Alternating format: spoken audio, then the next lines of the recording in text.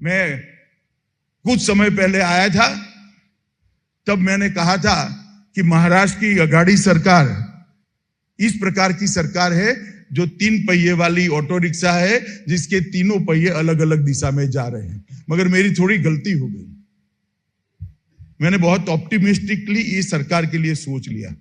आज मैं उसमें थोड़ा सुधार करना चाहता हूं। महाराष्ट्र की अघाड़ी सरकार 3 पहिए वाली ऑटो रिक्शा है, जिसके तीनों पहिए अलग अलग दिशा में है और तीनों पहिए पंक्चर है, जो चलती ही नहीं है, सिर्फ धुआं बाहर निकालती है और प्रदूषण बढ़ाती है। महाराष्ट्र की जनता के पास जाना पड़ेगा, घर घर में जाना पड़ेगा। क्या है सरकार महाराष्ट्र का कल्याण कर सकती है? जो महाराष्ट्र आजादी के बाद कई सालों तक हर क्षेत्र के अंदर टॉप मोस्ट रहा, देश का नेतृत्व किया, चाहे कोऑपरेटिव का आंदोलन हो, चाहे औद्योगिक निवेश की बात हो, चाहे उत्पादन की बात हो, चाहे एक्सपोर्ट की बात हो, चाहे डायरेक्ट टैक्स कलेक्शन की बात हो, चाहे कृषि उत्पादन की बात हो, चाहे दुग्ध उत्पादन की बात हो, महाराष्ट्र ने सालों तक देश का नेतृत्व किया।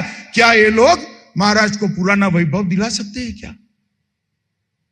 हमने मुकर कर कोई लाग लपेट के बगैर ये बात लेकर महाराष्ट्र के मतदाताओं के पास, पुणे के मतदाताओं के पास जाना पड़ेगा। ये निकम्मी सरकार है और इस सरकार की पतन की शुरुआत, इस सरकार के पतन की शुरुआत पुणे महानगर पालिका के परिणामों से होनी चाहिए। और लक्ष्य कभी नीचा मत रखना दोस्तों। मैं सुन रहा था, कोई 100 कह रहा था, कोई 110 कह रहा था, कोई 120 कह रहा था। लक्ष्य नीचा मत रखना, जनता ज्यादा देने के लिए बैठी है, मांगने में कंजूसी मत करना। मैं आपको आज बता कर जाता हूं, पुणे की जनता फूल से आपका स्वागत करने के लिए तैयार है।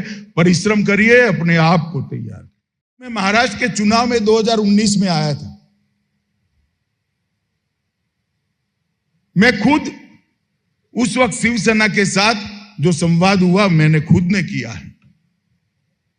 और मैं फिर से आज कहना चाहता हूं कि उस वक्त तय हुआ था कि देवेंद्र फडणवीस के नेतृत्व में चुनाव लड़ा जाएगा और मुख्यमंत्री भारतीय जनता पार्टी। मुकर गए, सत्ता के लिए हिंदुत्व के साथ समझौता कर लिए। 2 पीढ़ी से जिनके सामने लड़ते थे, उनकी गोदी में बैठ गए और कहते थे हमने तो कहा ही नहीं है। वो कह रहे हैं कि मैं झूठ बोल रहा हूं। चलो भैया, 1 सेकंड के लिए मान रहे हैं, मगर आपकी सभा के पीछे जो बैनर लगते थे ना, उसमें आपके फोटो की और मोदी जी के फोटो की साइज जरा देखना। आपकी 1/4 थी। हर भाषण में आपको मोदी जी का नाम देना पड़ता था। आपकी उपस्थिति में मैंने और मोदी जी ने दोनों ने कहा था कि देवेंद्र फडणवीस के नेतृत्व में चुनाव लड़े हैं और एनडीए जीतने के बाद देवेंद्र फडणवीस मुख्यमंत्री बने। मगर चूंकि आपको मुख्यमंत्री बनना था, आपने हमारे साथ विश्वासघात किया, सत्ता पर बैठे और फिर क्या चलाया।